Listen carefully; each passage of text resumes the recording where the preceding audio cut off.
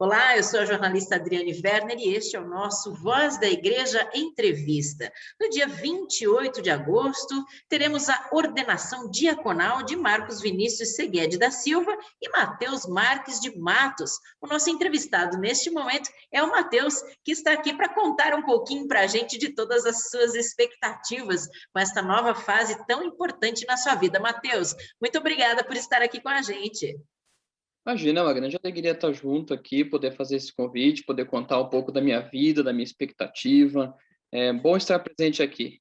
Muito bom. Então a gente começa justamente contando um pouquinho. Conta pra gente como é que foram esses últimos anos na formação, a passagem pela filosofia, pela teologia. Como é que é toda esta preparação, Mateus? Então, Adriana, eu entrei no seminário dia 3 de fevereiro de 2013. Eu lembro que o primeiro compromisso oficial do nosso seminário foi uma ordenação.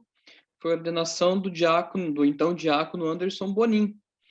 Então já foi um baque um pouco, né? Porque o primeiro compromisso da formação foi ver o objetivo de chegada, né? Olha, que legal, já é desafiador. Já tinha uma meta. Já tinha uma meta, né?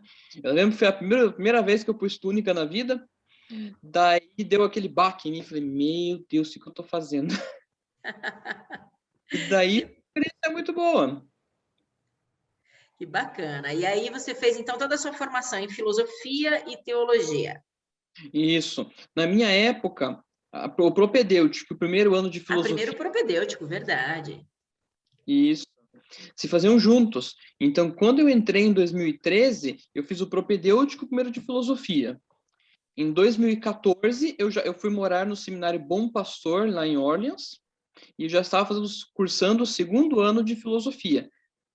Na época, o reitor da filosofia era o padre João Batista Chimin. E eu fiquei com ele no 2014, 2015, e durante este período eu fazia pastoral na paróquia São Francisco de Assis do Xaxim, com então Nossa. Moreira. Poxa vida, que legal. E como é que foi esse mergulho na igreja? Assim, para a gente que olha de fora, é sempre curioso a gente saber essas coisas, não é? Ah, sim. Na minha vida, assim, pessoal, a minha história é um pouco interessante, porque eu não vim de uma família muito religiosa, a minha família não é muito católica, assim, era minha avó e minha madrinha de batismo. Então, eu comecei a frequentar a igreja mesmo com uma certa frequência, uns 3 anos antes de entrar no seminário. Então, quando eu mergulhei na igreja, na religião e na vida de fé, eu mergulhei de uma vez só, assim que dá para dizer, né? Olha só. Eu participei de grupo de jovens, coordenei o grupo, no outro ano eu estava fazendo encontro vocacional e no outro já entrei no seminário. Olha, realmente caiu a vocação ali, você disse, sou eu, esse sou eu. Foi um processo rápido. No começo ainda resisti um pouco, né? Porque eu tinha a convicção que Deus me chamava para o seminário, mas eu não queria ir para o seminário. Eu falei, Deus, eu não quero. Daí, quando eu rezava, a impressão que eu tinha é que ele falava assim para mim, mas eu quero. Faço, testa, faz experiência. E, E daí, às vezes a gente teima com Deus, né? E ele mostra que esse é o caminho mesmo. e eu temei um pouco. Eu falei, eu vou fazer o seguinte, então, Deus. Eu vou, mas eu não quero. Mas eu vou. Até o terceiro ano de filosofia, depois de 3 anos de seminário, eu em Deus ainda tinha um pouco desse embate, que eu não queria ser padre e eu senti que ele queria que eu fosse. Só no terceiro ano de filosofia que eu comecei a perceber que eu também queria ser padre. Então, Mas só você no não terceiro. chegou a sair e voltar, não, né, Matheus? Não, nenhum momento. Porque apesar de no começo eu não querer ser padre, eu tinha clareza que esse era um chamado para mim. E eu aceitei esse chamado mesmo não querendo muito. Eu só passei a gostar, a querer e a desejar mesmo por mim mesmo ser padre no terceiro para o quarto ano de seminário, quando eu estava indo para a teologia. Poxa vida, hein? Você vê que bacana. E como é que é agora, então, depois de ter passado por tudo isso, até mesmo pelas dúvidas, por esses questionamentos internos, chegar, vamos dizer assim, nesta reta final, na portinha de uma ordenação definitiva? Acho que tanto para mim quanto para o Marcos, o meu colega, é um momento muito importante para nós, porque apesar de nós estarmos sempre, há 8 anos, estarmos nos preparando para o seminário, fizemos propedêutica, filosofia, teologia, ano missionário no estado do Pará, sempre foi em vista de um futuro, né? Um dia eu vou ser ordenado. De repente cai a ficha, hoje eu moro na paróquia de Bateias, de repente eu vejo o que acontece na paróquia, eu penso, meu Deus, amanhã sou eu que estou fazendo esse batizado, que eu estou acompanhando com o padre hoje. Amanhã sou eu que vou fazer esse casamento aqui, que os noivos estão se preparando aqui na paróquia para o casamento, e eu fui visitar o curso deles esses dias e pensei, meu Deus, talvez seja eu que faço o casamento de um deles. Olha só que bacana, né? É um passo bem, bem interessante mesmo, não é? Por ser assim, por representar toda a vitória de tantos anos de luta, de tantos anos de dedicação, não é, Mateus? Agora tem essa, vamos dizer assim, esse estágio probatório, tem esses últimos anos da formação com a vivência já dentro da paróquia mesmo, não é? Então dá para sentir bem este gostinho de como é que vai ser a vida como sacerdote. Sim, tanto ano passado no estado do Pará, na missão, quanto este ano eu estou morando em paróquia, né? E estar morando em paróquia é uma experiência totalmente diferente da nossa experiência de seminário.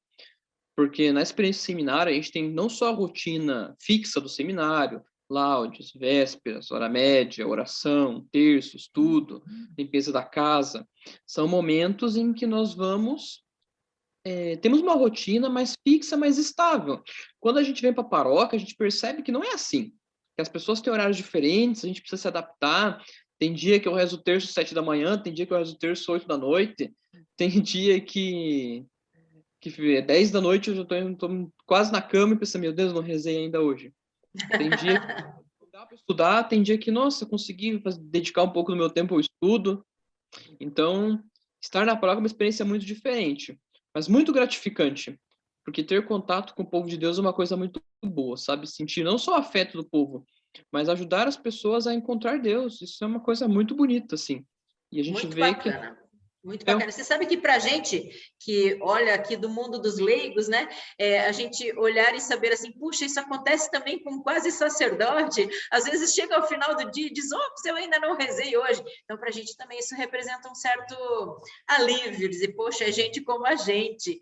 E estar ali, né, já nessas vésperas da ordenação, o que representa para você passar a ser diácono? para mim representa como um estado definitivo de vida diante de Deus, sabe? Porque muitas vezes eu me questionei o que eu quero da minha vida. E eu sempre, desde os meus 10 anos, eu pensei, eu quero fazer direito. E para mim, quando eu escolhi entrar no seminário e quando eu decidi que eu queria ser padre, e agora, chegando perto da ordenação, significa que às vezes os planos de Deus para nós não são como a gente pensava, né? Mas eles são muito superiores.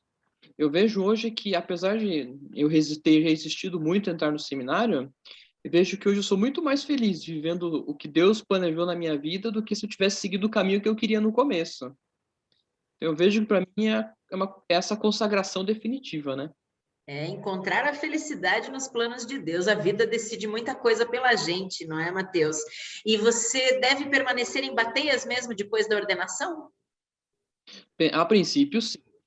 Deus nos disse que, como diáconos, nós permaneceríamos onde estava. Então, o Marcos continua em Bom Jesus de Colombo e eu, Mateus, continuo na paróquia São Sebastião de Bateias. Depois da sacerdotal, daí já não se sabe, né? Muito bem, Matheus. Então, no final dessa nossa conversa, eu quero te pedir duas coisas. Que você faça aqui o convite para que as pessoas acompanhem a sua ordenação diaconal, mas também que você deixe um recado para outros rapazes que, assim como você, talvez sintam no coração este chamado, mas que também fiquem nesta dúvida: será que eu devo encarar esta missão que pode parecer tão difícil, que pode parecer tão árdua, mas que no fundo, representa uma grande felicidade? Então, inicialmente, gostaria de convidar, então, para a minha ordenação diaconal, será dia 28 de agosto, às 10 da manhã. Ela vai acontecer no Santuário São José do Capão Raso. Infelizmente, não é possível que todos que nos acompanham possam ir lá presencialmente por causa da pandemia, né? Mas nós iremos transmitir a ordenação pelas páginas da Arquidiocese, pela página do Facebook da Arquidiocese. Então, eu te convido a acompanhar juntamente comigo e principalmente a rezar pela minha vocação, para que eu possa ser um bom servo de Deus.